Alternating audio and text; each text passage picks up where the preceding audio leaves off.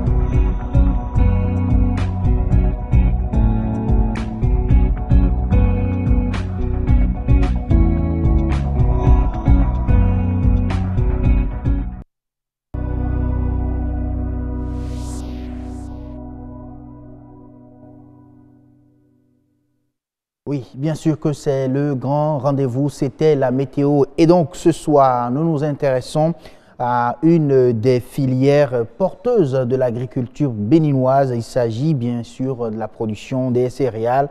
Oui, où en est-on au Bénin exactement? C'est à cette question que nous allons répondre tout à l'heure dans Monde agricole.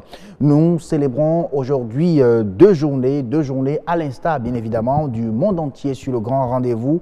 On fait un clin d'œil aux personnes qui souffrent de maladies mentales et nous allons préciser bien évidemment pourquoi de plus en plus de jeunes se retrouvent dans cette situation. La fille est à l'honneur également aujourd'hui dans le monde entier, bien évidemment, et sur le grand rendez-vous. Et donc, nous allons beaucoup plus sensibiliser, à l'instar également du monde entier, à son autonomisation. Au Bénin, les acteurs culturels, quant à eux, s'unissent pour un secteur de plus en plus professionnalisé. Je voudrais parler bien évidemment du secteur culturel. Suivez tout à l'heure sur Horizon Culture leurs propositions d'action dans ce sens. Le journal viendra tout à l'heure à 19h45 exactement et vous sera présenté par Amandine Aniabossou, déjà en place. Bonsoir Amandine. Bonsoir à vous, Assom Gaba. Et c'est un plaisir de vous retrouver. Grand bouquet de fleurs, c'est comme ça, j'aime vous appeler, vous taquiner, pourquoi pas. Alors dites-nous, il y a quoi au menu de ce 19h45? Ce soir, Assom Gaba, nous allons nous intéresser aux affections des nerfs. Que faire pour les prévenir? Nous aurons les conseils d'un spécialiste du shiatsu, une thérapie japonaise. Le poisson fumé est ancré dans les habitudes des Béninois. Il occupe une place importante dans leur alimentation. Mais attention, il ne serait pas toujours bénéfique pour la santé. Et pour quelles raisons? À suivre à 19h45. Et puis, au port de pêche de Cotonou, les activités sont au ralenti. Outre la rareté des poissons, les pêcheurs font face à plusieurs autres difficultés. Ah ouais, j'aime beaucoup plus consommer du poisson, le poisson fumé surtout. Et donc, j'attends impatiemment ce reportage pour voir en réalité comment est-ce qu'il faut consommer cela pour préserver ma santé. C'est ça, Amandine Aniabossou? C'est ça, Assom Gaba. À découvrir tout à l'heure dans moins de 40 minutes exactement. On revient en plateau et cette fois-ci, c'est Monde agricole qui démarre.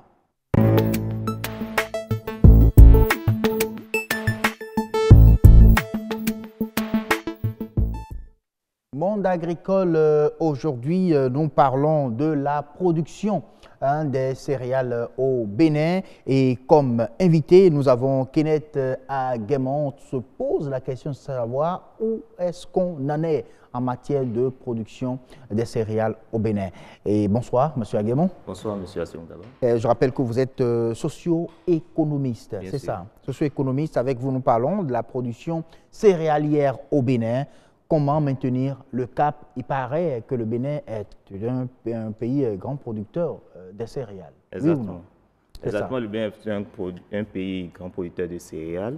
Et pour la campagne passée, nous avons constaté que nous avons eu un grand pic en termes de production céréalière.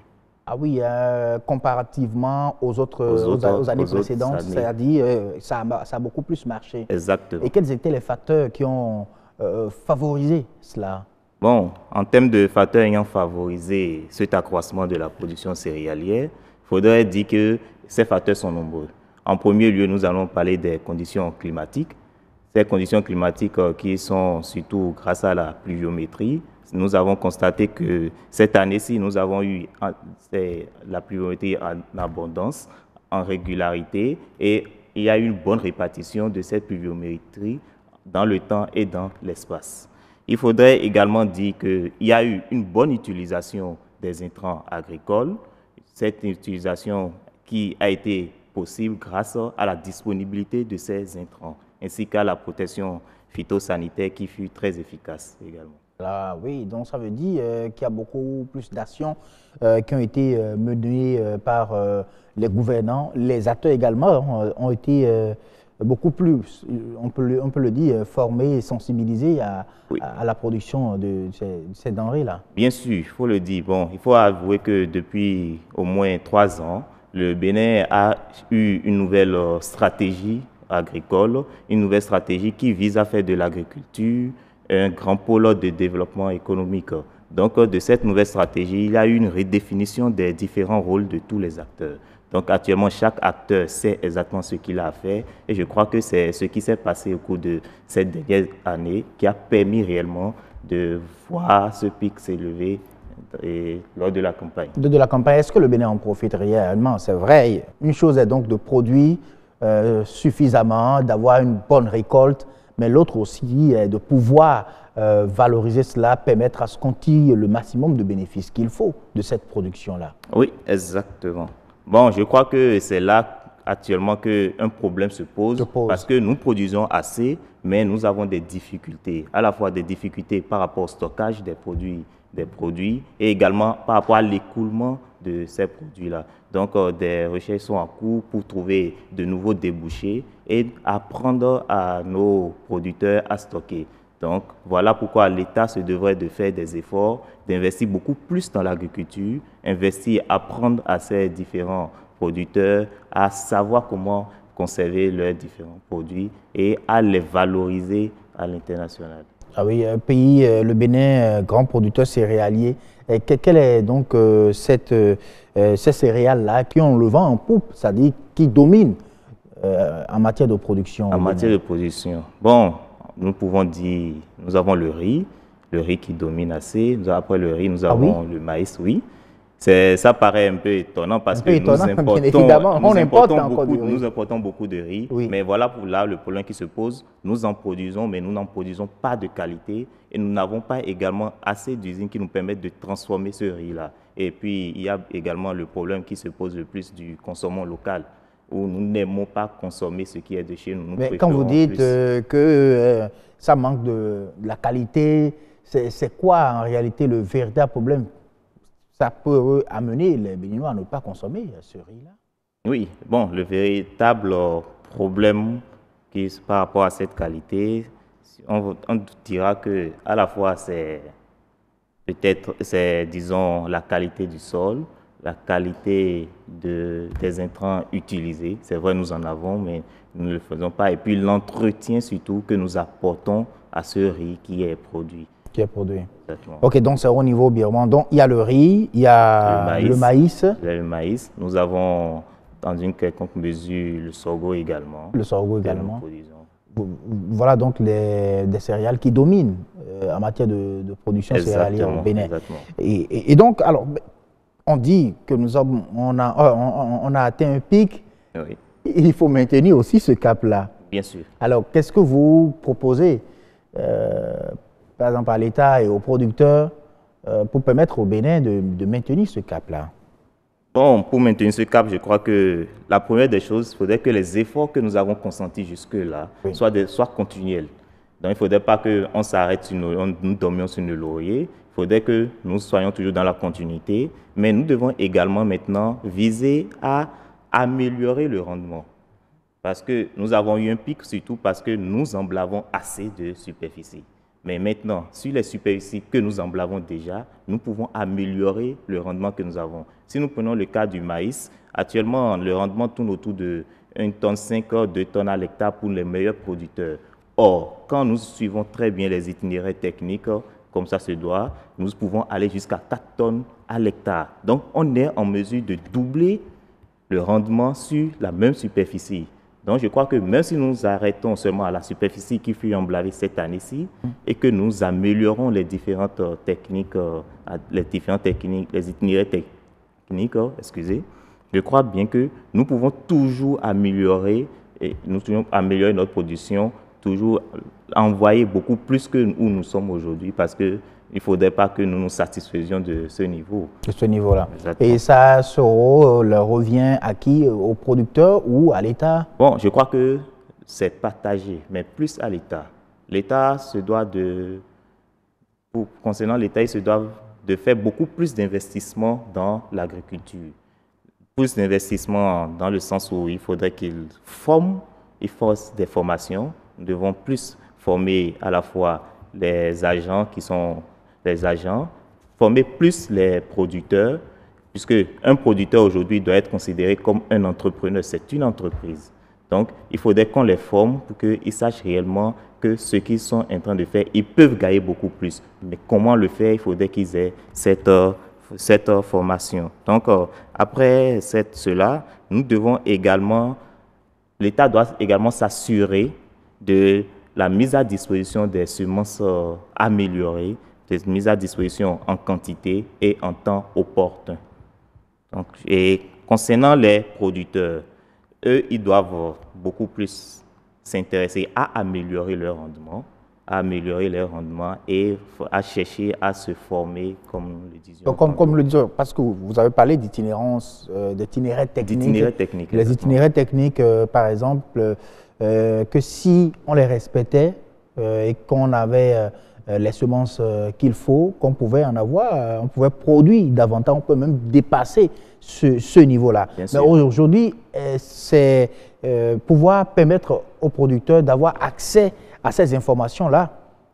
Il faut pouvoir les appliquer. Est-ce que vraiment c'est dans nos langues, puisque la plupart de nos producteurs savent vraiment pas lire en français, on les forme à l'alphabétisation, on les alphabétise, mais il faut donc des documents en langue nationale pour permettre à ces producteurs-là de savoir en réalité de quoi est-ce que la recherche parle. Bien sûr. Bon, il faut avouer que par rapport à ça, des efforts furent déjà faits. OK. Parce que la plupart des itinéraires techniques que nous avons, étant donné que, comme vous l'avez dit, tout ne peut pas être en français pour que tous les producteurs, parce que la majorité est analphabète, étant donné qu'ils ne peuvent pas avoir accès à ça, les itinéraires techniques sont déclinés sur des planches où c'est souvent fait sous forme d'images. Je crois que quand c'est imagé, le producteur, il arrive facilement à comprendre de quoi il s'agit. Donc, c'est vrai, vous avez posé le problème, il faudrait qu'ils aient accès à l'information. Mais pour avoir accès à l'information, voilà le rôle qui était dévolu à l'État et dévolu aux anciennes sociétés, les cadets, où ils avaient des agents qui se rapprochaient, qui faisaient un suivi régulier de ces producteurs-là, leur donnaient des conseils sur comment produire et quels étaient les différents itinéraires techniques qu'il fallait adopter. Donc, par rapport à cela, aujourd'hui, je crois que la meilleure façon pour ces producteurs d'avoir accès à l'information, ce serait de se regrouper dans des associations, parce que le fait, on dit souvent, plus on est unis, plus on est fort. Donc, l'union faisant la force, Ainsi, ils sont à même eux, de négocier même des formations auprès de l'État et d'avoir accès à ces informations-là. Cela. Alors, il est aussi question de priorité en matière de production. Quelles sont les céréales auxquelles on peut donc donner plus de priorité au Bénin pour maintenir ce cap-là? C'est vrai qu'il nous faut prioriser certaines céréales parce que qui trop embrasse mal étreint, dit-on. Donc, je crois, pour ma part, j'estimerais que pour les céréales qu'il faudrait prioriser, nous pouvons parler du maïs et du riz. Les prioriser en les organisant en de véritables filières, des filières avec des chaînes de valeur ajoutées. Nous avons chaque maillon de cette filière qui est assez performant. Par les maillons, nous avons la production. Il faudrait que la production soit performante. C'était comme on le disait, qu'on produise beaucoup. Mais après la production, il faudrait également que nous ayons la filière et le maillon de la transformation.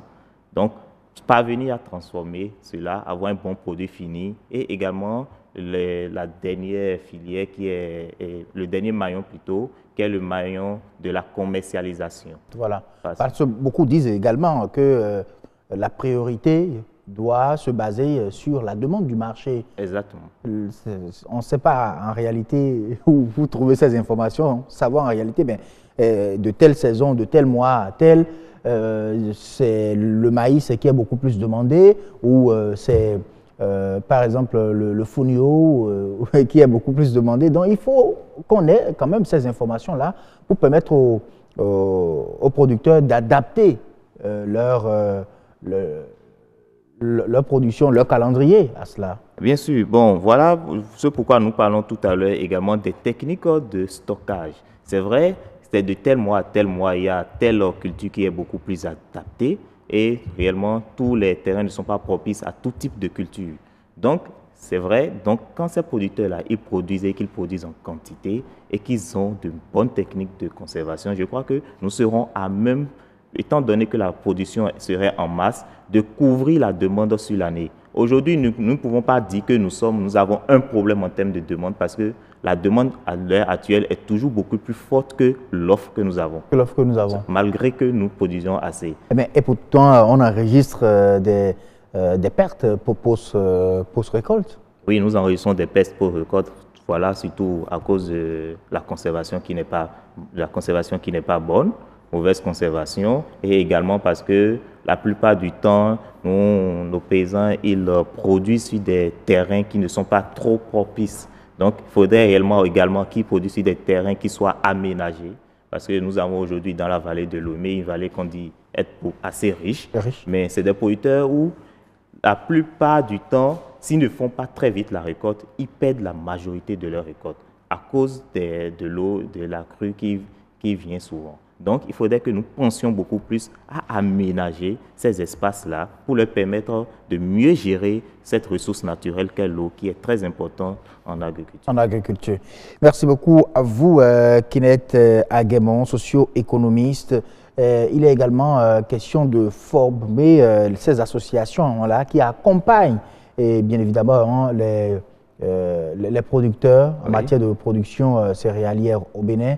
Comment est-ce qu'il faut donc s'organiser en tant qu'association pour être efficace aux côtés, bien sûr, de ces producteurs-là? Bon, je crois bien qu'une association, à la base, il faudrait que ce soit des personnes volontaires. Nous ne pouvons que susciter, on ne peut que susciter ces associations-là, mais il faudrait que ces producteurs-là aient réellement la volonté d'aller ensemble et qu'ils aient la même vision. Et s'ils ont cette même vision d'aller ensemble et un même objectif, un objectif commun, je crois bien qu'ils pourront mieux s'entendre. Et l'association devrait leur permettre d'améliorer l'accès à l'information, à la communication, ce qui est quelque chose qui est très capital en agriculture. Ça devrait également leur permettre la participation des petits producteurs, parce que tous les producteurs ne sont pas logés à la même enseigne, et leur permettre également d'accéder à différents marchés, les marchés des biens intermédiaires, par exemple les intrants agricoles, et également au marché de vente de leurs produits. Merci beaucoup à vous, Kenneth Aguemon. À très bientôt sur Monde Agricole et sur le Grand Rendez-vous. On l'espère vivement. Bien évidemment. Nous vous accueillons avec beaucoup de plaisir. puisque vous avez beaucoup d'informations pour nous et surtout pour les agriculteurs béninois. La suite de ce grand rendez-vous, ça va se passer bien sûr avec l'experte, si vous voulez, oui, je peux le dire ainsi, puisque c'est une dame que nous allons recevoir dans un instant. Ou bien non, bon, avant l'expert, on ira célébrer, si vous voulez, la journée mondiale des malades mentales et parler beaucoup plus de la jeunesse. C'est dans quelques secondes seulement.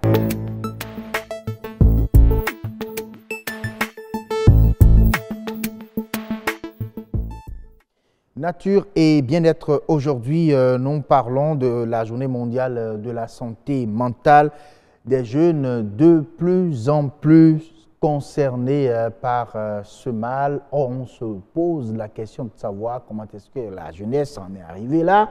On va y répondre dans un instant, juste derrière ce reportage Rock à Kwainou. Tout être bien portant est un malade qui s'ignore, a dit Jules Romain.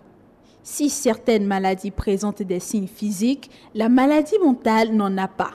Un malade ne peut se distinguer d'un sujet sain à vue d'œil. Un sujet en bonne santé mentale, ça va être un sujet qui a toutes les dispositions psychiques qui lui permettent de fonctionner normalement dans la société, arriver au plein potentiel de lui-même, travailler avec succès, faire face avec souplesse aux difficultés normales de la vie parce que ça ne manquera pas et contribuer à sa communauté.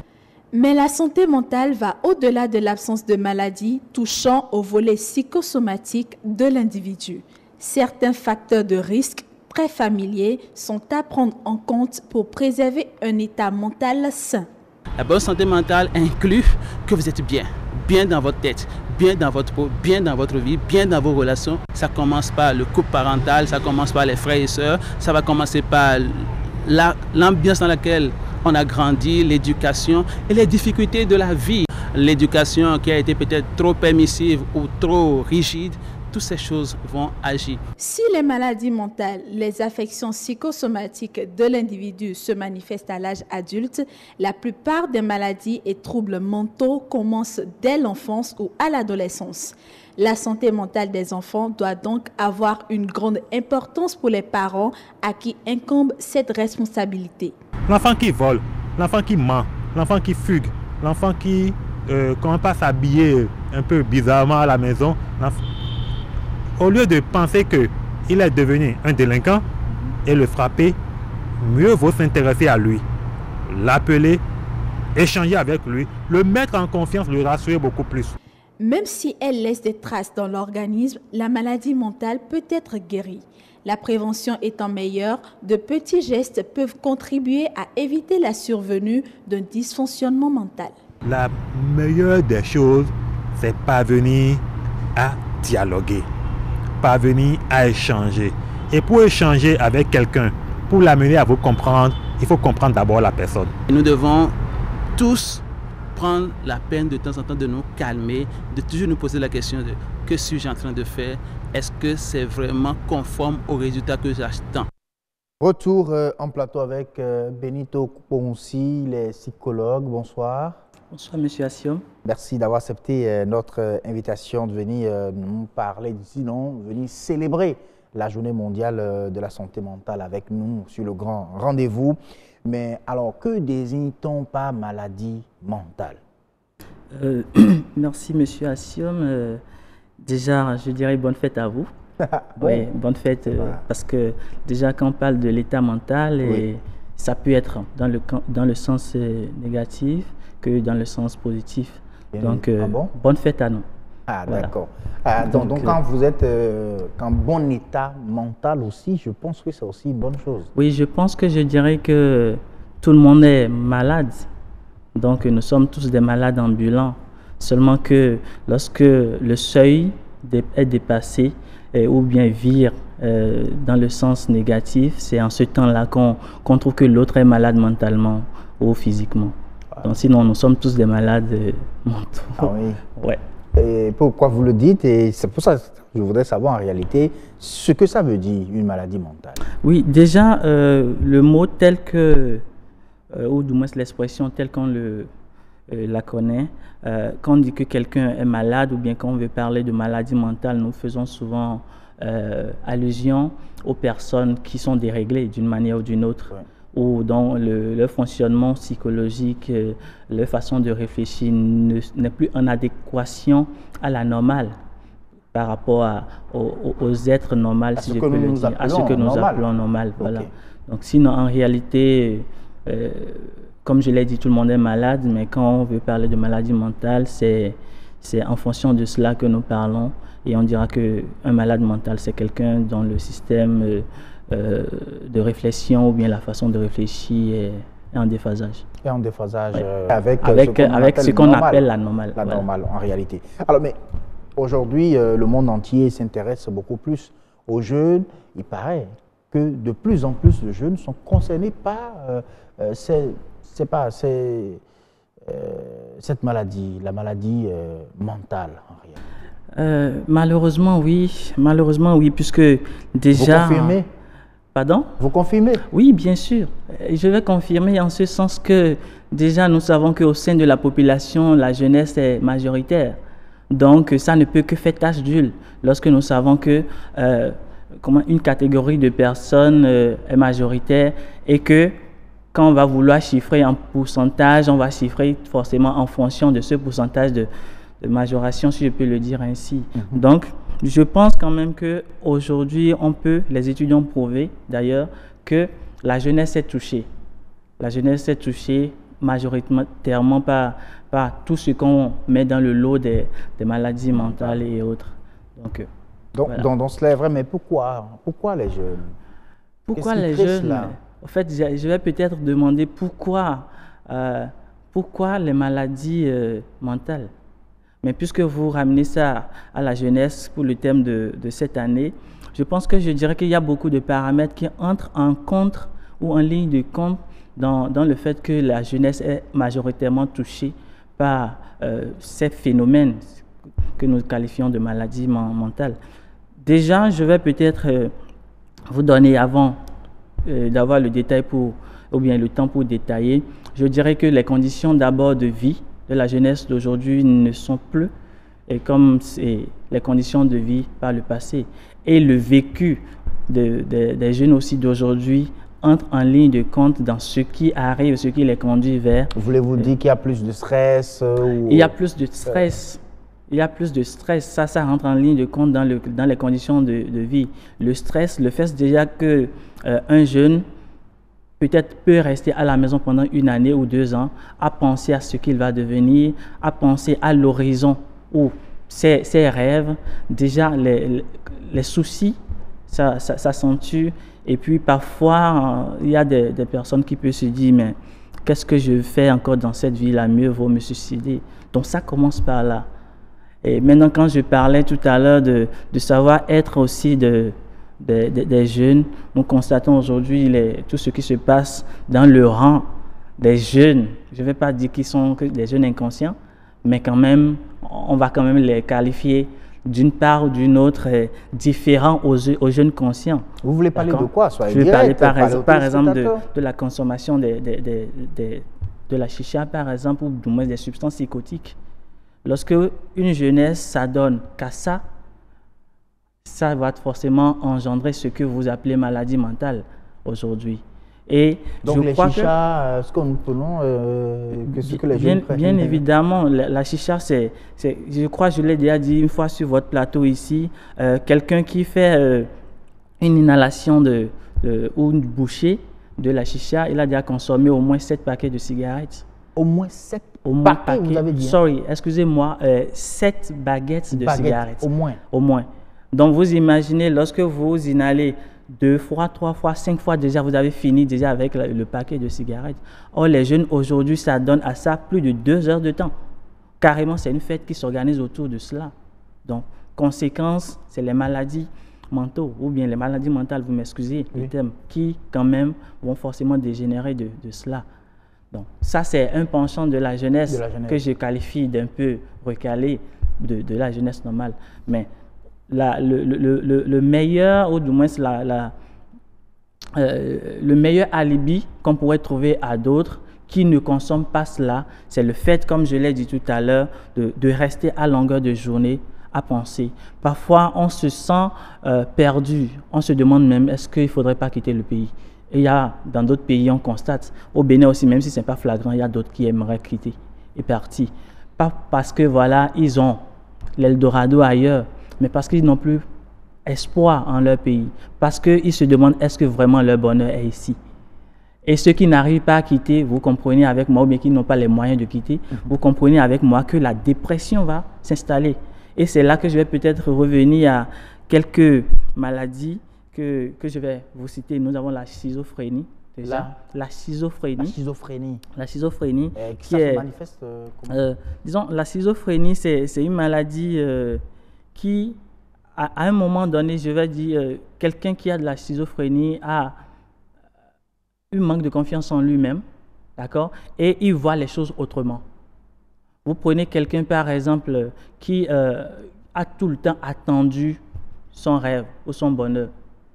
À un moment donné, il perd espoir et puis il ne croit plus en ce qui doit lui arriver de positif.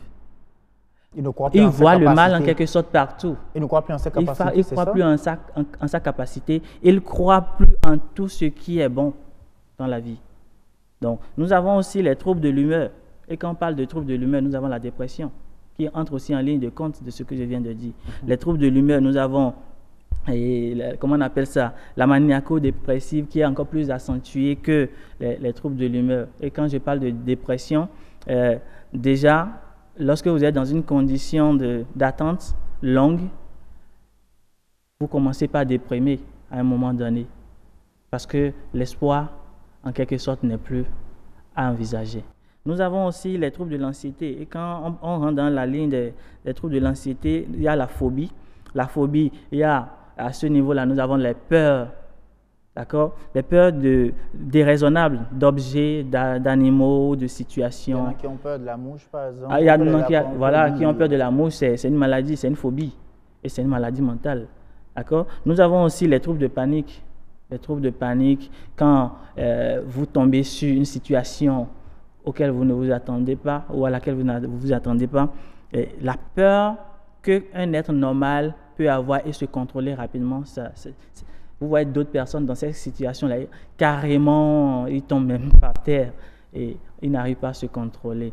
Donc, les troubles de personnalité, et quand on parle de troubles de personnalité, c'est d'abord ce qui est fréquent. D'accord? Ah oui? Ce qui est fréquent, parce que si déjà je suis dans votre milieu de travail avec vous et que je n'arrive pas à m'entendre avec vous, il y a quelque chose qui se passe en moi. Il faudrait que j'arrive à connaître mon humeur, en plus de ça, ma personnalité, et l'adapter à votre personnalité. Mais si je n'arrive pas à le faire, ce qui veut dire qu'il y a... On peut déjà oui. compter quelqu'un comme ça comme... Oui, c'est un malade mental. C'est un malade mental. C'est ça? Oui, c'est exactement ça. C'est un malade mental. Lorsque vous êtes dans société et que vous n'arrivez pas à vous intégrer, pas forcément que les autres ont quelque chose contre vous, mais vous-même, vous n'arrivez pas à vous intégrer à eux, vous n'avez pas les moyens ou le leadership nécessaire pour vous intégrer, vous vous sentez d'une manière ou d'une autre écarté. Et ce genre de trouble-là conduit à la dépression, parce que quelqu'un qui est tout le temps à l'écart finira par déprimer parce qu'il se sentira tout le temps seul. Donc, il y a une jonction, il y a une interconnexion entre ces différents types de maladies. Donc, c'est un peu ce que je peux vous dire par rapport aux maladies. Donc, vous avez cité plusieurs types de maladies mentales également. Comment les éviter, en fait, aujourd'hui? Déjà, est-ce qu'il y a une politique qu'on peut mettre en place pour éviter tout cela? Déjà, j'ai suivi votre élément de tout à l'heure et puis je crois que l'élément est vraiment bien fait. Et il y a des comment on appelle ça, des apports de solutions qui existent dedans. Pour simplement prévenir les maladies mentales, il faut simplement mettre l'enfant depuis le bas âge ou l'adolescent dans une situation de dialogue. Donc, il doit sentir qu'il a de l'affection qu'on lui donne. Il a de l'affection lui-même, il apprend à donner de l'affection aux autres. Donc, ça lui permet d'avoir en quelque sorte un équilibre mental au finish. Et l'équilibre mental que l'adolescent aura va permettre de se sentir un peu, de voir qu'il a de la valeur, de voir qu'il y a des personnes qui ont quand même espoir en lui. Ce n'est pas aussi facile quand vous savez que votre maman, par exemple, vous êtes le chouchou de votre maman et que voilà, il a tout son espoir se repose en vous. Vous avez envie de faire du bien, de ne pas la déshonorer. Donc, c'est déjà ça. Mais lorsque vous êtes dans une situation où, par exemple, les parents carrément ne savent même pas ce que deviennent les enfants, je vais parler de cas des parents qui ne vivent mais carrément pas à la maison. Pas à la maison, ouais. Mais ça vient vite. Ils viennent à un moment donné où, quand ils vont vouloir parler à leurs enfants, déjà l'enfant répond et puis le papa même ou la maman s'étonne que c'est son enfant qui lui sert une réponse sous ce ton ou de cette façon-là. Non, il ne doit pas s'étonner. C'est pour ça, une fois déjà ici, j'ai dit, il faudrait que les parents puissent trouver du temps à leurs enfants. Il faudrait qu'il y ait au moins peut-être un psychologue pour pouvoir suivre les enfants. Et créer tout l'arsenal qu'il faut pour que l'enfant se sente aimé, pour que l'enfant se sente épanoui et psychologiquement équilibré.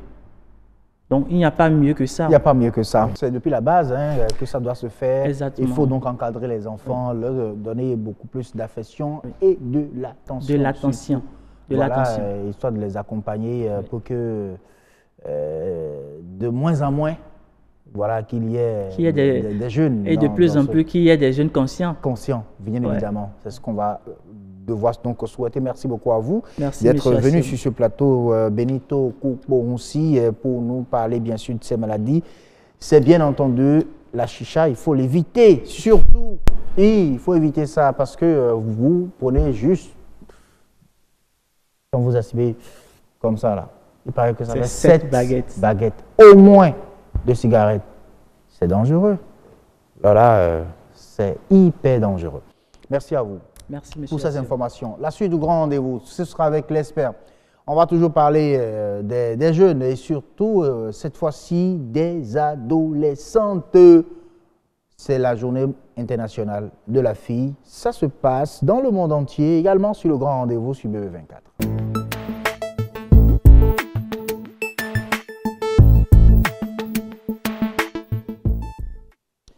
Retour en plateau avec l'experte, bien évidemment, pour parler de la journée mondiale, la journée internationale de la fille. Les adolescentes sont donc à l'honneur aujourd'hui, n'est-ce pas, Christelle Alisoutin? Bien évidemment, bien monsieur évidemment. Assioum. Et vous êtes là et on vous accueille avec beaucoup de plaisir pour parler de comment il faut donc autonomiser les adolescentes, puisque le thème choisi cette année va également dans ce sens, parlant bien sûr de la journée internationale de la fille. Alors, quand on parle d'autonomiser les filles, c'est quoi en réalité selon vous? Merci. Je dirais d'abord que l'investissement dans l'autonomisation des filles est la voie la plus sûre vers l'égalité des sexes, l'éradication de la pauvreté, la paix au sein des familles pauvres et une croissance économique inclusive. Alors pour moi, investir dans la jeune fille, c'est promouvoir l'accès à l'éducation et aux formations professionnelles. Ok, l'accès à l'éducation, oui. C'est la première chose qu'il faut faire quand on parle vraiment d'investir dans la jeune fille, qui est donc de la rendre autonome. Oui, tout à fait. Donc c'est l'éducation d'abord. L'éducation d'abord, c'est très important. Et alors, est-ce que vous pensez que tel que notre système est aujourd'hui, et que les filles béninoises sont véritablement autonomisées? Les filles béninoises sont autonomisées, on peut le dire, mais un grand travail reste à faire, surtout quand on sait que l'accès à l'éducation au Bénin est très difficile et qu'il y a des actions menées par le gouvernement et certaines institutions de la place.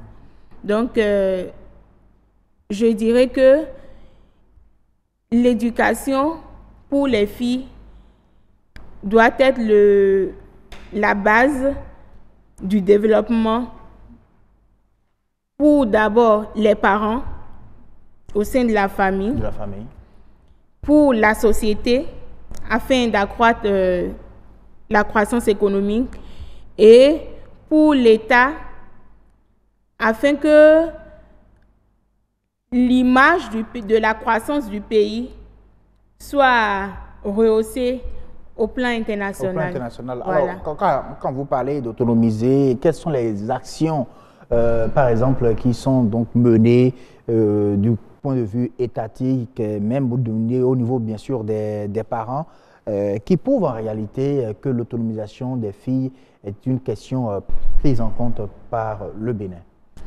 Plusieurs actions sont menées au niveau de l'État. Par exemple, la gratuité de la scolarisation des filles.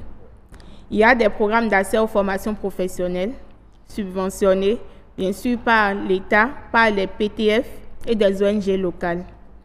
Ensuite, au niveau des familles, les parents ont compris, surtout les parents des communautés reculées, ils ont compris que les filles doivent aller à l'école aujourd'hui. Et donc, à travers des séances de sensibilisation, ils acceptent de laisser les filles aller à l'école. Nous avons également des conventions internationales ratifiées par l'État et des lois en faveur de la promotion de l'éducation. En faveur de ces filles. En faveur vraiment de ces filles. Et vous faites, on peut dire que tout va bien déjà à ce niveau? On ne peut pas dire que tout va bien, mais Donc, il y a des actions à mener pour améliorer voilà, ce qui est en place. Voilà. Lesquelles, par exemple, proposez-vous, parlant bien sûr d'actions? Oui, en matière d'actions à mener, il faudrait renforcer les capacités d'accès à l'éducation des filles et le soutien aux ONG locales qui font pas mal d'efforts sur le terrain. Sur le terrain. Oui. Donc, améliorer l'éducation, accompagner davantage les ONG. Oui. Ça pourra amener donc les filles à être davantage autonomisées. Oui. Et surtout, améliorer le système éducatif béninois. Oui, c'est important. Et donc, les filles... Il faut revoir le système éducatif. Revoir le système. Qu'est-ce que vous dites de façon précise? Oui, quand je parle de revoir le système éducatif, c'est qu'au Bénin, on constate aujourd'hui que les filles sortent après les diplômes, les filles sortent mais n'arrivent pas à s'exprimer, par exemple, en français. Et après, on parle de désert de compétences et tout, ils n'arrivent pas à assimiler à cause du paquet du système éducatif. Ben, là, ce n'est pas seulement limité aux filles, c'est pratiquement tous les élèves aussi. Oui, comme aujourd'hui, c'est la journée internationale de la fille. Oui. C'est pour ça que je mets l'accent sur les filles. Sur les filles, voilà. Beaucoup plus. Mais merci à vous. Les difficultés rencontrées par les filles, parlant bien sûr au Bénin, qui entravent en fait leur autonomisation aujourd'hui, ce sont lesquelles selon vous? Il y a pas mal de difficultés rencontrées, surtout quand on parle de violences faites aux filles en milieu scolaire, par exemple, en milieu communautaire ou même au sein de la famille. Et il faut dire que ces violences faites à l'égard de ces filles sont, je sais pas, c'est une forme de violation des droits fondamentaux des filles qu'on observe aujourd'hui. Et ça retarde en fait la fille en question qui subit ces genres de violences. Et parlant de ces genres de violences, nous avons plusieurs sortes de violences. Oui. Nous avons par exemple les violences physiques, nous avons les violences sexuelles, nous avons les violences psychologiques par exemple. Pas mal de violences en tout cas, et qui se manifestent de plusieurs manières. De plusieurs manières. Oui. Et donc, vous voulez dire que à l'école ou à la maison, les filles sont beaucoup plus marginalisées, les garçons sont beaucoup plus avantagés. Et plus souvent, aussi, par exemple, nous avons les violences morales et verbales. Et ça se fait plus souvent. On va revenir tout à l'heure sur ces différentes violences énumérées dans un instant, histoire de vous permettre de vous retrouver dans vos papiers. Nous allons suivre le journal. Dans 15 minutes, on va revenir sur ce plateau et continuer à parler de la journée internationale de la fille. Puisqu'il est 19h45 sur le grand rendez-vous, Amadine Animosu est en place pour les informations axées sur le développement. C'est l'actualité chez vous.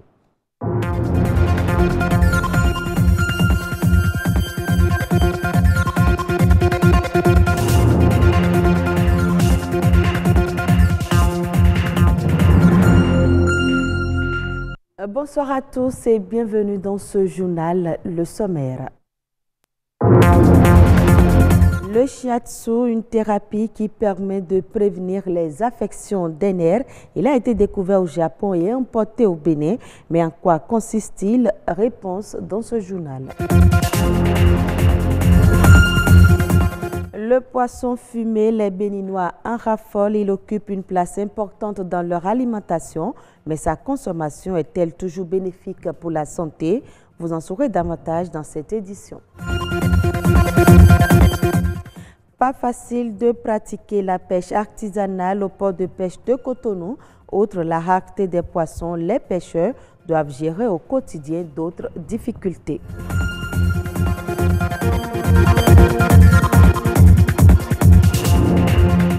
Démarrons ce journal par le 17e sommet de la francophonie. La rencontre a démarré ce jeudi matin à Erevan, en Arménie. Plusieurs chefs d'État et de gouvernement membres de l'Organisation internationale de la francophonie y participent.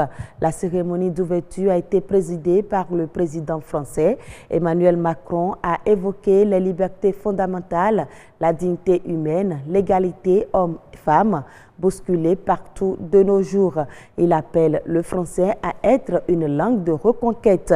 Ce sommet, qui dure jusqu'au 12 octobre, doit désigner une nouvelle secrétaire générale de la francophonie pour succéder à Michaëlle Jean, elle-même candidate à sa propre succession. Le président du Bénin, Patrice Talon, prend également part à ce 17e sommet de la francophonie.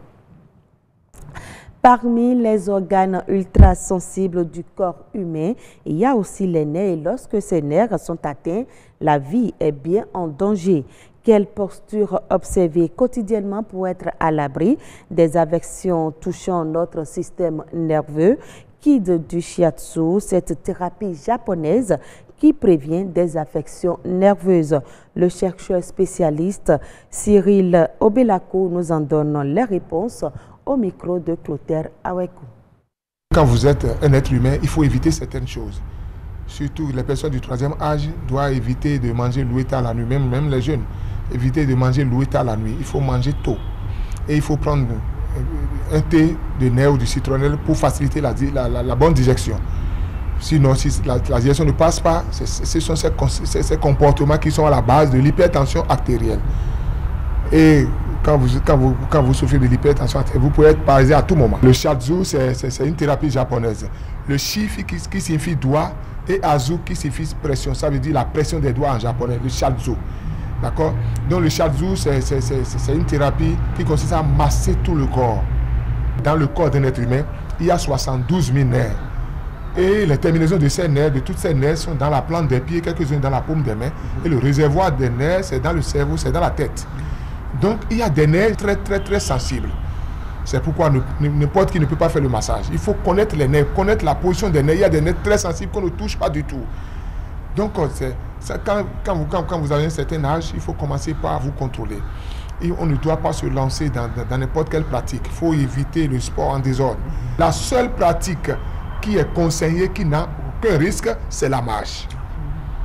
Quand vous marchez, vous activez tout le corps et vous facilitez la bonne circulation du sang. C'est quand le sang ne circule pas dans les veines que les nerfs sont malades. Donc, nerfs malades, mauvaise circulation du sang dans les veines. Quand le sang ne circule pas dans les veines, qu'on parle de maladie des nerfs. Et nous parlons toujours santé. Le poisson fumé, un aliment omniprésent dans les plats et repas au Bénin, apprécié pour sa saveur, sa consommation est ancrée dans les habitudes. Par contre, les conditions de fumage du poisson pourraient avoir des conséquences néfastes sur la santé humaine. Une réalité que bon nombre de consommateurs et les femmes qui s'adonnent à cette activité de fumage de poisson ignorent. Le reportage est signé Louis Koudogbo, Richard Assangbe, présenté par Ulvaeus Balogun. Le poisson fumé est une source vitale d'alimentation et de revenus pour de nombreuses communautés côtières du Bénin. On estime aujourd'hui à 20 voire 30% les prises locales marines et d'eau douce qui sont consommées sous forme de poisson fumé. Un mets qui fait partie du plat quotidien des Béninois. Avec ces poissons fumés que vous voyez, je peux manger tous les repas que je désire. Nous mangeons ces poissons sans gêne. Il est conseillé de manger du poisson fumé. Si tu fumes bien le poisson, manger est un plaisir.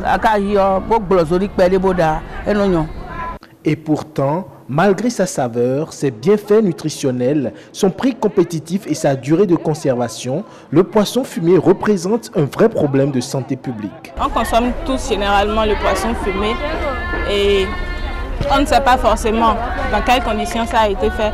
On ne sait pas. On le voit au bord de la route, on pêche juste le poisson. Au vu de ce qu'on voit ici, je me dis que si le poisson est toujours fumé dans ces conditions, il aura forcément un impact négatif sur notre santé. À Placrody, de nombreuses femmes s'adonnent au fumage de poissons.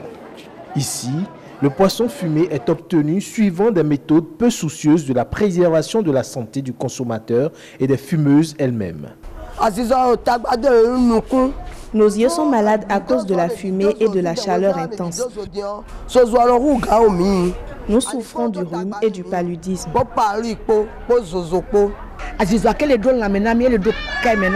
La fumée a un effet nocif sur nos yeux et nos cœurs. Une activité génératrice de revenus qui les expose à des risques sanitaires. Au niveau du fumage, même on a constaté qu'il y a une grande quantité de fumée qui s'accole sur ces poissons-là. Et ce sont ces fumées-là qui contiennent les hydrocarbures aromatiques polycycliques qui sont cancérigènes et même aussi des goudrons qui créent de cancer une fois que ça se retrouve dans l'organisme humain. Pour éviter ces conséquences néfastes, quelques précautions sont tout de même indispensables. Comme précaution, d'abord au niveau des transformatrices, au niveau des dames qui font le produit, il faut les conseiller de fumer les poissons avec sa peau. Aux consommateurs, je leur demande d'enlever d'abord la peau de poisson qui est fumée, et de deux, de laisser tremper le poisson dans de l'eau. Si c'est le poisson fumé, de laisser tremper ça dans de l'eau, ne serait-ce que quelques minutes, une dizaine de minutes. C'est vrai, ils vont perdre une partie de la valeur nutritive, mais l'eau va essayer d'évacuer aussi une partie de ces fumées qui seraient restées sur le poisson. L'amélioration du mode de fumage de poisson et l'encadrement de l'activité s'avèrent donc indispensables pour prévenir et atténuer les conséquences sanitaires sur les consommateurs. Un tour au port de pêche de Cotonou, les poissons se font de plus en plus rares et les pêcheurs presque désœuvrés. Quand par coup de chance, le NAS arrive à capturer quelques poissons, soit il n'est pas du goût des clients, soit il est interdit de vente par les inspecteurs sanitaires. Est-ce un plat qu'une partie des réalités au port de pêche? Patrick Adjagodjou pour plus de précision. Au port de pêche artisanal de Cotonou, on débarque entre 4 000 et 5 000 tonnes de poissons chaque année. Et pourtant, dans le marché des produits de mer au port de pêche artisanal de Cotonou, pas de poissons frais en quantité suffisante, ni de crustacés. Sur la côte des eaux, pas d'activité de pêche. Plusieurs pêcheurs sont oisifs et désœuvrés, pendant que d'autres s'occupent en tissant des filets de pêche. La pêche est très aléatoire maintenant à cause de la présence des algues et à cause aussi du début de la saison des pluies qui perturbe énormément le courant marin. Septembre, octobre, novembre, décembre, c'est la saison où nous avons beaucoup de poissons. Mais maintenant, c'est la saison morte. Et cette saison a commencé depuis février. L'exercice est quotidien. Ces vendeuses s'approvisionnent chez les pêcheurs qui ont réussi à trouver quelques poissons frais. Mais ces variétés ne sont pas souvent celles recherchées par certains clients. Nous, on cherche les poissons de table.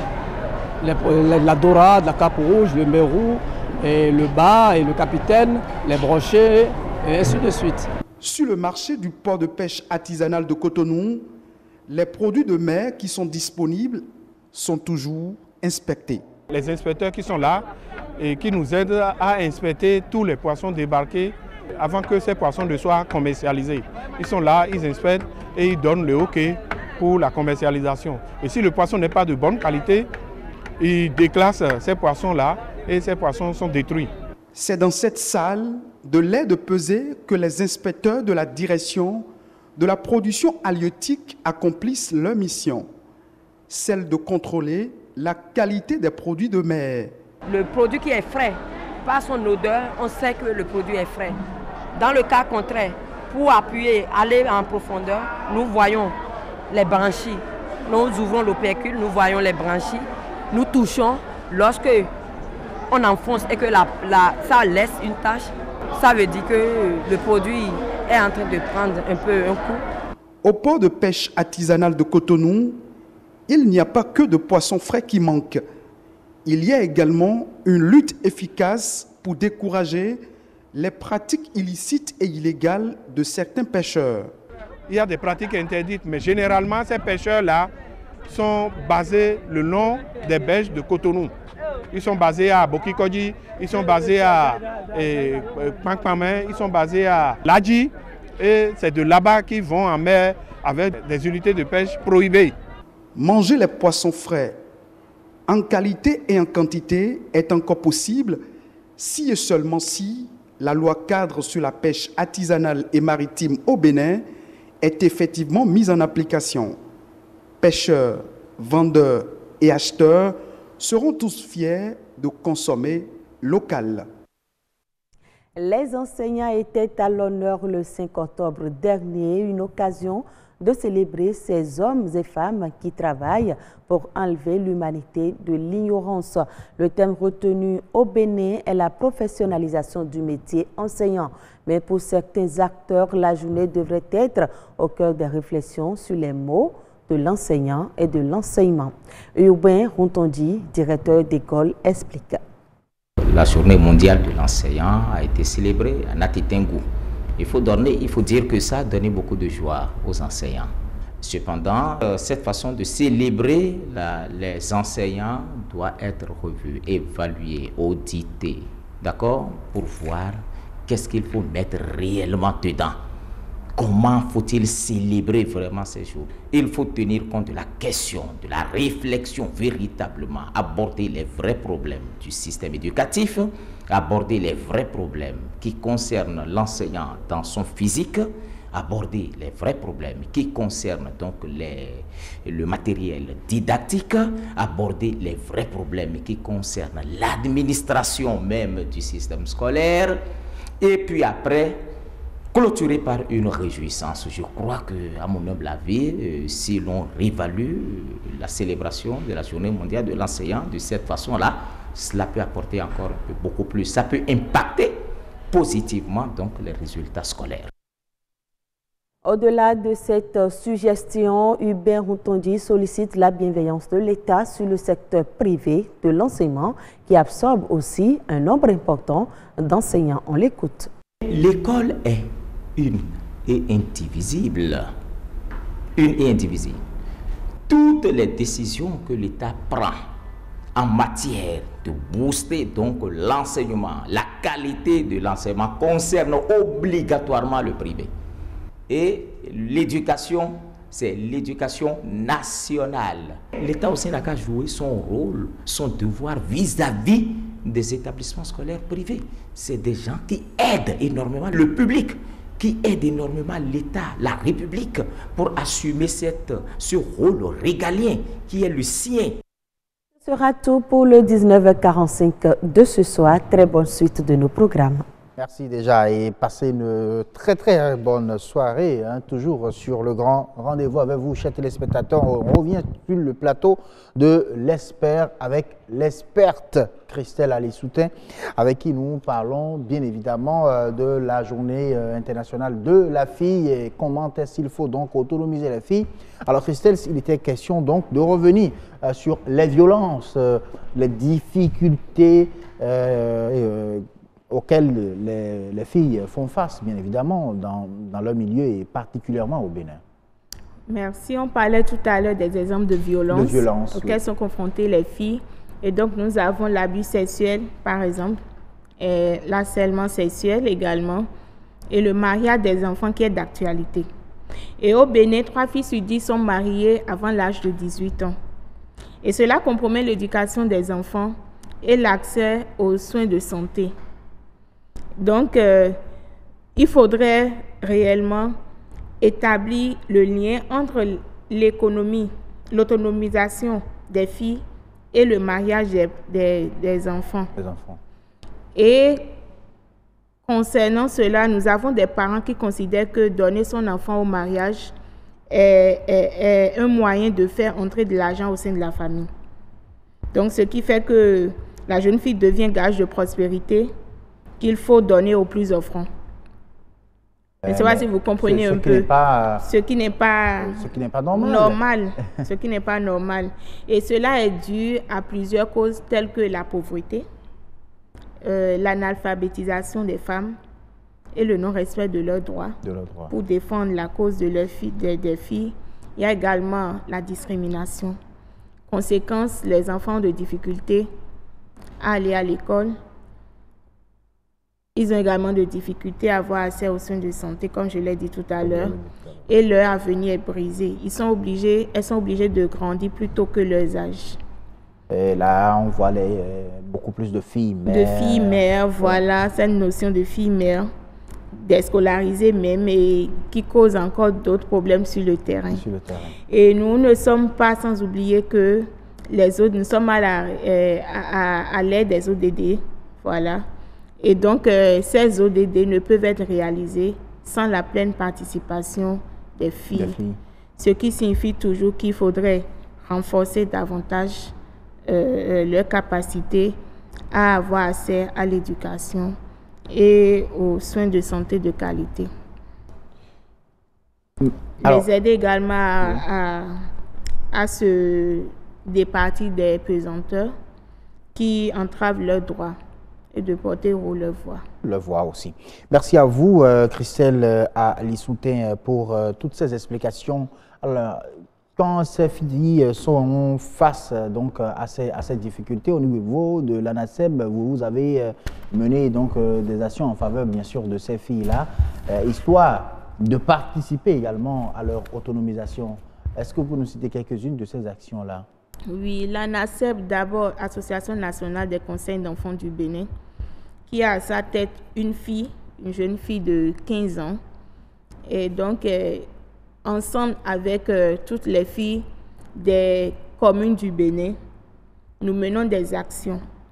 Et ces actions sont, entre autres, l'appui à la scolarisation des filles au niveau communautaire, et des plaidoyers favorisant la participation à l'animation de la vie locale dans le contexte de décentralisation des enfants.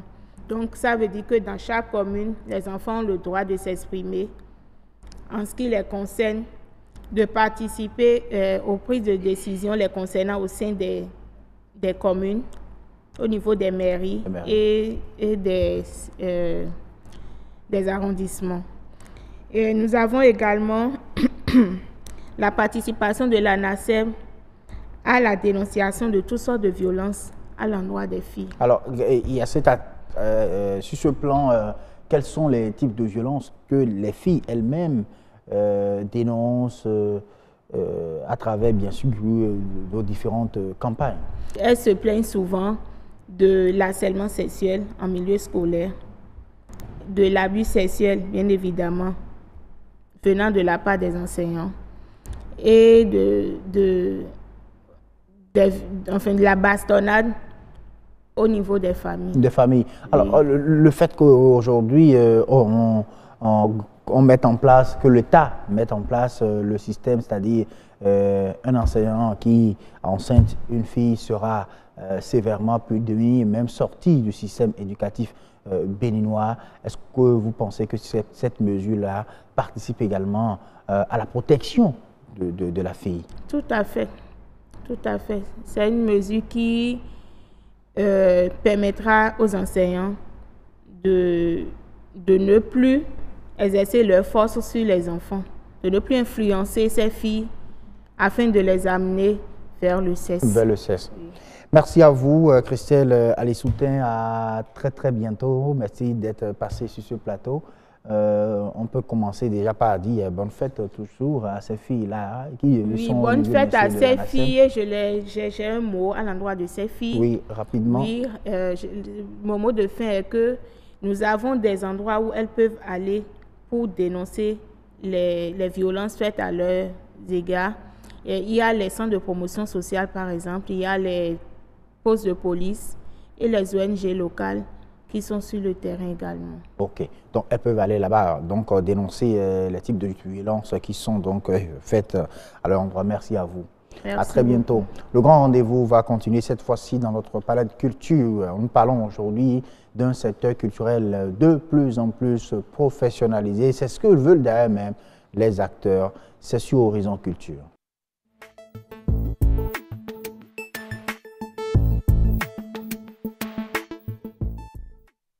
Bienvenue sur Horizon Culture. Nous parlons aujourd'hui d'un secteur culturel de plus en plus professionnalisé.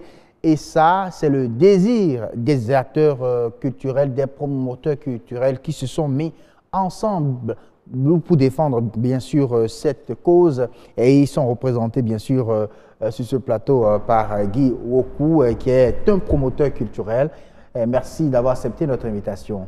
Merci à vous également et merci à tous vos téléspectateurs. Voilà, sur le plateau de Horizon Culture aujourd'hui, les questions, vous faites appel à un secteur culturel de plus en plus professionnel. Mais pourquoi? Vous n'êtes pas sans savoir que un peuple sans culture, c'est comme un arbre sans racines. Vous savez également aussi qu'un peuple sans culture, c'est comme un peuple sans âme.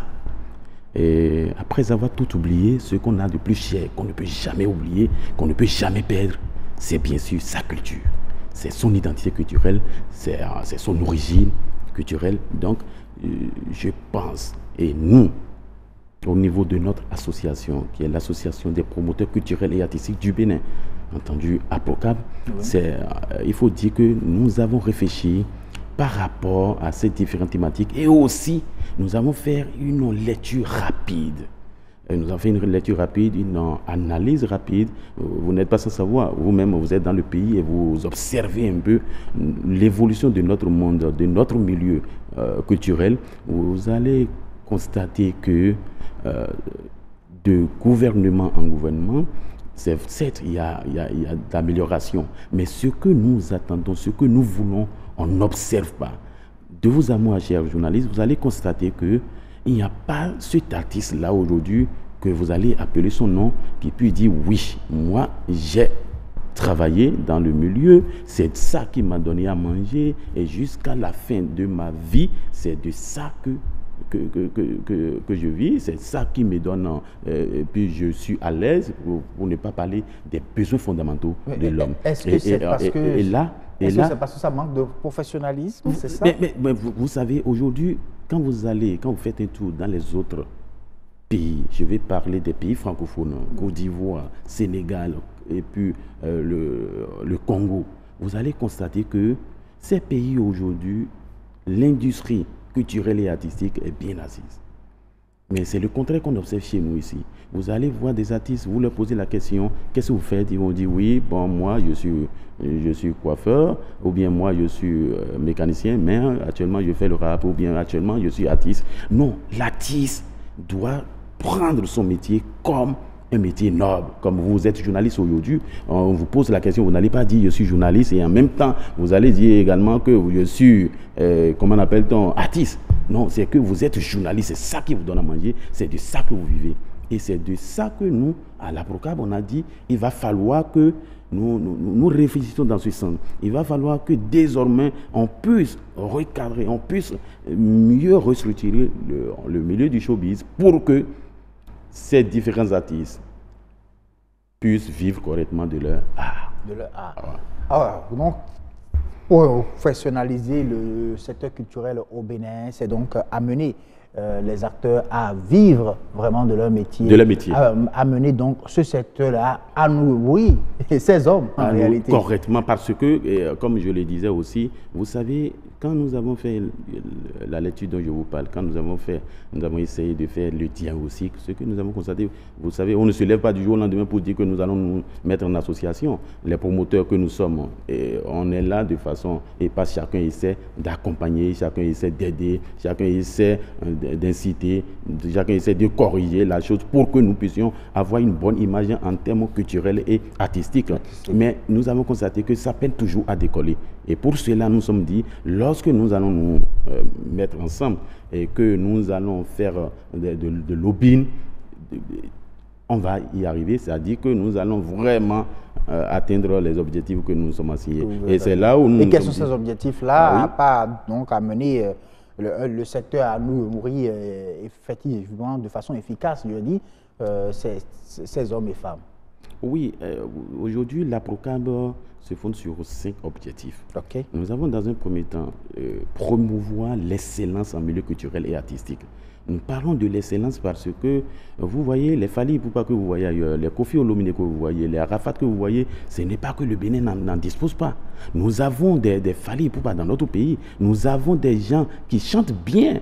Vous n'allez pas me dire que nous n'avons pas un désert de compétences en termes en tout cas de l'art de chanter, en termes de l'art d'agencer les trucs, les rythmes et autres. Non, nous avons des gens qui savent faire la chose. Mais qu'est-ce qui fait qu'on n'arrive pas à l'excellence? Qu'est-ce qui fait qu'on n'arrive pas à bien valoriser tout cela? C'est parce que nous avons constaté qu'il y a manque de conseils. Et là, je bonde directement sur le second objectif, qui est de créer des espaces de production et de promotion. Parce qu'on va connaître vos artistes de quelle manière? Ce n'est pas possible. Et l'autre chose, nous avons constaté qu'il y a des artistes qui excellent. Il y a des artistes qui chantent bien, qui sont connus de par le monde. Mais aujourd'hui, quand vous les prenez, vous leur posez la question, qu'est-ce que vous avez pu réaliser? Zéro. Et qu'est-ce qui a causé ça? Nous avons constaté qu'il faut aller au troisième objectif, conseiller les artistes nationaux et internationaux. Les artistes nationaux, les conseils de quelle manière? Là, nous allons nous servir parce qu'il y a déjà un certain nombre de structures sœurs qui étaient déjà sur le terrain avant notre arrivée. Et il s'agit notamment de AMACAB, c'est-à-dire le réseau des managers actifs du Bénin. Et cette association des managers, c'est leur rôle. Le manager doit servir un pont entre l'artiste et puis nous, promoteurs. C'est-à-dire que le premier conseiller de l'artiste, c'est bien sûr son manager. Et là, lorsque l'artiste est bien conseillé, c'est que vous allez constater que s'il trouve par exemple 5 millions ici, ou bien il trouve 10 millions à travers une activité culturelle qu'il vient de prester, il pourra utiliser cette économie-là pour inverser, comme vous, journalistes, comme moi, docteur, enseignant, chercheur à l'université et autres, et pour dire que oui, je suis aussi parmi ceux-là aujourd'hui, si on veut parler de ceux-là qui vivent de leur métier, de leur art. Donc, après ce troisième objectif, nous nous sommes dit non, il va falloir qu'on aille un peu vers ceux-là qui prônent les vraies valeurs culturelles de chez nous, c'est-à-dire les acteurs. Les acteurs. Les acteurs. Oui. Donc, le rôle de la PROCAB aujourd'hui, c'est d'aider ces acteurs-là qui prônent les vraies valeurs culturelles de chez nous, de notre pays, du Bénin. Parce que, vous vous souvenez, quand vous rentrez au niveau du PAG, quand les 45 projets phares du chef de l'État, il y a un projet qui est la valorisation du patrimoine culturel. Et vous n'êtes pas sans savoir qu'il a mis un accent particulier sur le foot. Oui, alors avec vous, comment est-ce que vous comptez de façon pratique valoriser ce patrimoine-là? Si, nous comptons valoriser ce patrimoine parce que, comme je vous l'ai dit, ce n'est pas que nous sommes uniquement avec les artistes, musiciens, chanteurs, non. Nous sommes également aussi avec tous ceux-là qui font des traduits modernes. C'est-à-dire, nous avons pris en gros le milieu culturel et artistique. Et quand vous entrez dedans, ce n'est pas uniquement les artistes qui chantent. Il y a aussi les artistes praticiens. Il y a aussi ceux-là qui font de l'oralité. Il y a ceux-là. Donc, tous ces artistes-là sont là. Et nous allons commencer bientôt parce que, tel que je vous le disais, quand nous parlons de conseiller les artistes, ces conseils-là vont se donner de quelle manière? À travers, bien sûr, les séances de renforcement des capacités, à travers les symposiums, à travers des tables rondes, des séminaires, des choses qui n'existaient pas avant et que nous allons amener les uns et les autres à savoir que lorsque vous prenez votre métier, ça peut vous aider à aller à atteindre tel objectif. Et là, le dernier objectif de APROCAB, c'est bien sûr d'accompagner les artistes techniquement, moralement et financièrement. Quand nous parlons de techniquement, moralement et financièrement, c'est quoi? Aujourd'hui, il y a des artistes, il y a des talents qui sont là, il y a des potentialités que nous avons, mais faute de moyens, ils ne pourront même pas faire sortir un seul single. Ils ne pourront pas faire sortir un clip vidéo. Et par conséquent, nous, lorsque nous vous allez les aider à trouver des sources de financement, c'est ça? Non, nous d'abord, même au sein de la programme, nous sommes des promoteurs. Les promoteurs, par excellence, nous sommes des gens qui aidons ces artistes-là de par le passé. Notre rôle, ce n'est pas de se substituer à l'État, parce que c'est le rôle de l'État à travers le ministère de la Culture. Mais nous sommes là pour aider. Nous sommes des partenaires de l'État.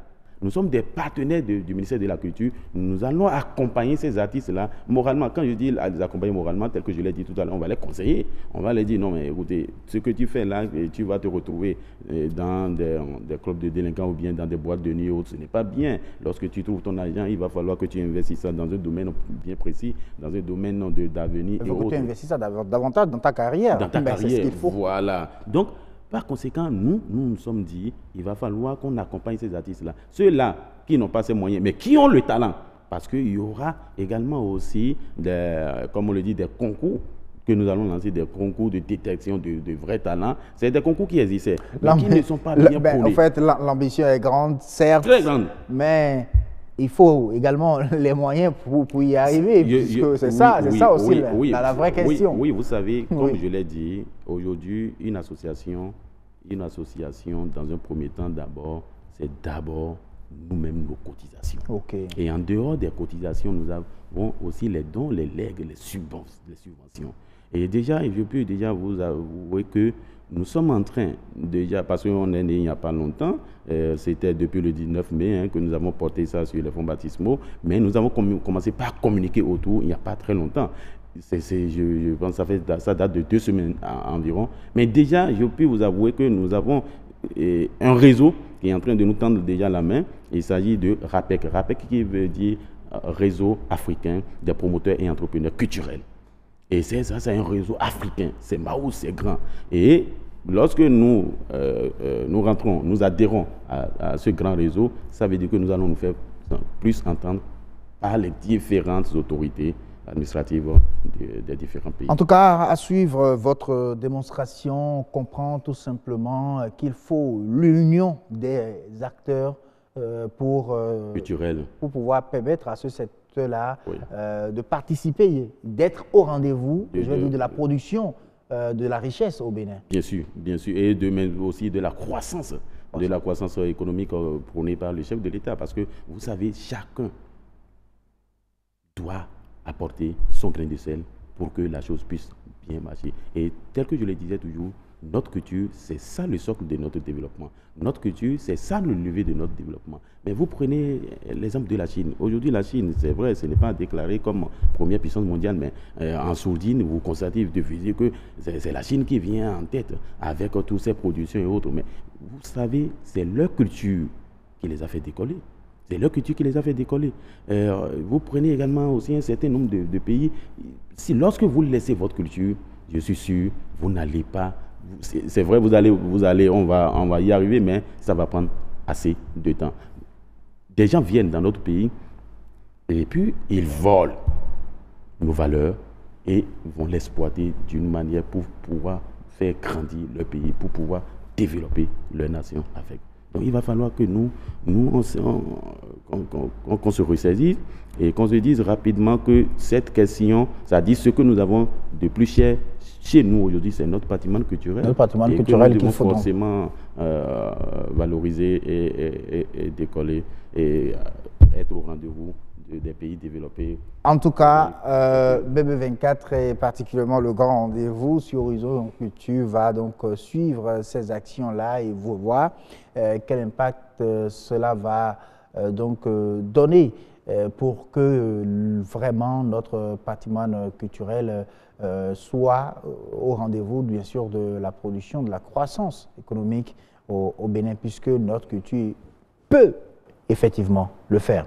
Bien sûr. Bien évidemment. Bien sûr, parce que tel que je l'ai dit, vous savez, notre culture, aujourd'hui, ce qui m'enchante, c'est que nous avons notre chef de l'État qui vient toutes les fois sur cette question de la valorisation. Et vous avez constaté qu'il est même allé jusqu'à demander au niveau de la France notifier un reste. Amener chez nous, ça, c'est audacieux.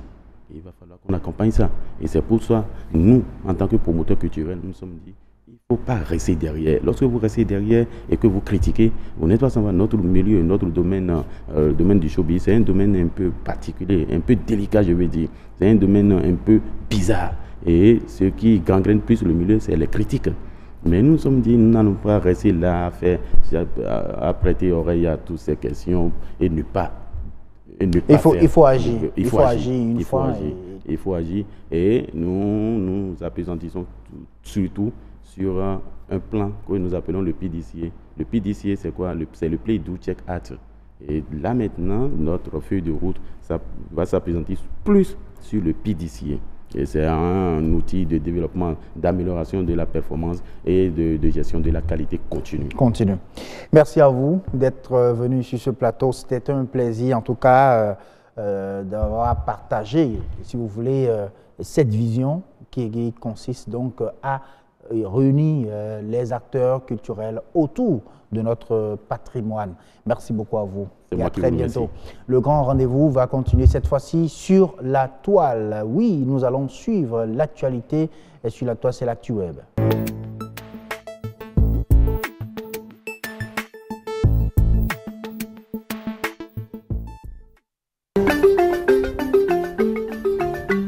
Bonne nouvelle pour les Béninois confrontés à des difficultés liées à l'état civil. 2 500 000 citoyens vont être enregistrés à titre dérogatoire sur le registre de naissance. Décision prise hier au Conseil des ministres. Le site du quotidien La Nation nous apprend que cela sera effectif dans les tout prochains jours. Les concernés sont les citoyens identifiés lors de la mise en œuvre du recensement initial administratif à vocation d'identification de la population RAVIP. Ces personnes recensées sur témoignage pourront gratuitement bénéficier de la dérogation. Le Conseil des ministres rappelle que le mécanisme prévu par la loi dérogatoire dispense le citoyen de frais onéreux comme par le passé. Autre information sur le site La Nation, l'ambassade de France et Amnesty International font un plaidoyer contre la vindicte populaire au Bénin. C'est à travers une table ronde organisée hier à l'Institut français de Cotonou dans le cadre de la 16e journée mondiale de lutte contre la peine de mort. Hors de nos frontières, en Côte d'Ivoire, les acteurs de l'éducation retrouvent le sourire. Le secteur bénéficie bientôt de grands investissements. Plus de 6 milliards de dollars, soit près de 4 000 milliards de francs CFA. Selon le site Ecofin, l'annonce a été faite par le président ivoirien au cours de la 4e édition de la conférence sur l'état de l'éducation en Afrique, organisée par l'Institut Afrique-Amérique, qui a démarré mardi dernier. Pour Alassane Ouattara, ce projet vise à relever les défis subsistants tels que l'amélioration de la qualité des apprentissages sur la période 2018-2020. Il a également évoqué l'utilisation du numérique dans les universités au regard du nombre croissant d'étudiants, puis la nécessité d'un dialogue social dans les universités secouées par des grèves récurrentes. Information people à présent, la chanteuse Shaim affiche ses tétons sur Instagram. Selon le site Voici, la chanteuse se montre extrêmement généreuse sur les réseaux sociaux depuis qu'elle a passé ses vacances dans le Pacifique. Après avoir provoqué une vague de chaleur sur Instagram en faisant tomber son eau, Tamara Marthe, de son vrai nom, a maintenant décidé de tremper son t-shirt blanc et de s'afficher de manière frontale. Elle se promène de manière beaucoup plus légère sur les réseaux sociaux. C'est ainsi qu'elle a partagé hier mercredi 2 photographies de sa plastique très avantageuse. Couronnée de fleurs sous une douche rafraîchissante, la belle naïade y prend la pose lascive tout près d'une paillote paradisiaque, ce qui n'a pas manqué de susciter diverses réactions des internautes. Ce sera tout pour la revue web de ce jour. Rendez-vous demain et d'ici là, portez-vous bien. Oui, merci beaucoup à vous, Jennifer Sachivi, pour l'ActuWeb. Rendez-vous donc demain. Presque fini ce grand rendez-vous, mais avant, on va suivre d'abord la météo.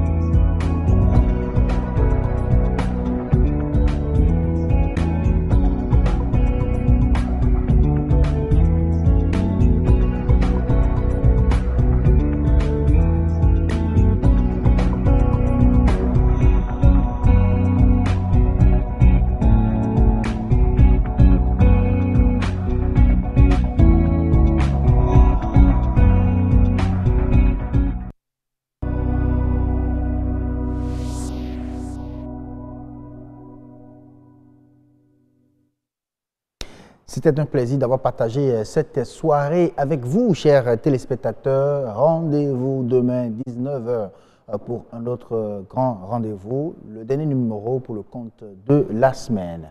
À demain.